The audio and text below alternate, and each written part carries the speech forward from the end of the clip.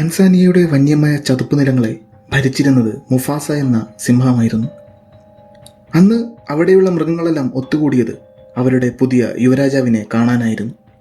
കാട്ടുമൂപ്പനായ കുരങ്ങൻ യുവരാജാവിനെ പ്രജകൾക്കായി കാഴ്ചവെച്ചു. അവൻ്റെ പേരായിരുന്നു സിംബ. മുഫാസ തൻ്റെ മകനായ സിംബയ്ക്ക് തൻ്റെ രാജ്യാതിർത്തികളും എങ്ങനെ ഒരു നല്ല രാജാവാകണമെന്നും പറഞ്ഞുകൊടുത്തു. രാജ്യാതിർത്തിക്കപ്പുറം അപകടം പിടിച്ചതാണെന്നും ഒരിക്കലും അങ്ങോട്ടേക്ക് പോകരുതെന്നും സിംബയ്ക്ക് പറഞ്ഞുകൊടുത്തു. പക്ഷേ ഇതൊന്നും ഇഷ്ടപ്പെടാത്ത ഒരാൾ അവിടെ ഉണ്ടായിരുന്നു. സ്കാർ, മുഫാസയുടെ അനിയൻ. സ്കാറിനെ എങ്ങനെയെങ്കിലും രാജ്യം പിടിച്ചെടുക്കണമെന്നായിരുന്നു ആഗ്രഹം. സിംബയെ പുതിയ യുവരാജാവായി വാഴിച്ചത് അവന് ഒട്ടും ഇഷ്ടപ്പെട്ടില്ല.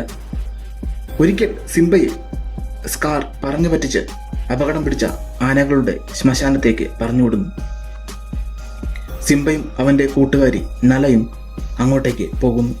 അവിടെ വെച്ച് ഒരു കൂട്ടം കഴുതപ്പുലികൾ അവരെ ആക്രമിക്കുന്നു. അവരുടെ പക്കൽ നിന്നും കഷ്ടിച്ച് അവർ രക്ഷപ്പെട്ടു. പക്ഷേ വീണ്ടും പിടിക്കപ്പെടുന്നു. മരണം ഉറപ്പാക്കിയ അവർക്കിടയിലേക്ക് മുഫാസ വരുന്നു. അവൻ കഴുതപ്പുലികളെ ആക്രമിച്ച് മുഫാസയെയും നലയെയും രക്ഷിക്കുന്നു. മുഫാസ സിംബയോട് അവൻ്റെ കൂട്ടുകാരിയെ അപകടത്തിലാക്കിയതിന് വഴക്ക് പറയുന്നു. ഒരിക്കലും തൻ്റെ വാക്ക് മറികടക്കരുതെന്ന് സിംബയെ താക്കീത് ചെയ്യുന്നു. സ്കാർ കഴുതപ്പുലികളുടെ നേതാവിനെ കാണുന്നു. തൻ്റെ കൂടെ നിന്ന് മുഫാസയെ കൊല്ലാൻ സഹായിച്ചാൽ ഈ ചതുപ്പിൽ നിന്ന് എവിടെ നിന്നും വേട്ടയാടി ഭക്ഷിക്കാനുള്ള അവകാശം തരാമെന്ന് പറയുന്നു. സ്കാർ സിംബയെ ഒരു മലയിടുക്കിലേക്ക് കൊണ്ടുപോകുന്നു.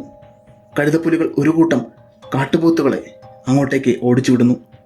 അതിനിടയ്ക്ക് സിംബ പെട്ടുപോകുന്നു.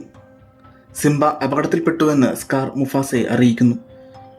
മുഫാസ അവിടെ ഓടിയെത്തി സിംബയെ കാട്ടുപോത്തുകൾക്കിടയിൽ നിന്ന് രക്ഷപ്പെടുത്തുന്നു. മലഞ്ചെരുവിലൂടെ തിരികെ കയറുവന്ന മുഫാസയെ സ്കാർ ആക്രമിച്ച് താഴെയിടുന്നു. താഴേക്ക് വീണ മുഫാസ മരിച്ചു പോകുന്നു. സിംബ കാരണമാണ് മുഫാസ മരിച്ചതെന്ന് സ്കാർ പറയുന്നു. സിംബയെ കഴുതപ്പുലികൾ ആക്രമിക്കുന്നു. അവരുടെ കയ്യിൽ നിന്നും സിംബ രക്ഷപ്പെടുന്നു. മുഫാസയുടെ മരണവാർത്ത സ്കാർ എല്ലാവരെയും അറിയിക്കുന്നു. സിംബയും അക്കൂട്ടത്തിൽ മരണപ്പെട്ടെന്നും സ്കാർ പറയുന്നു. സ്കാർ സ്വയം പുതിയ രാജാവായി സ്ഥാനമേൽക്കുന്നു.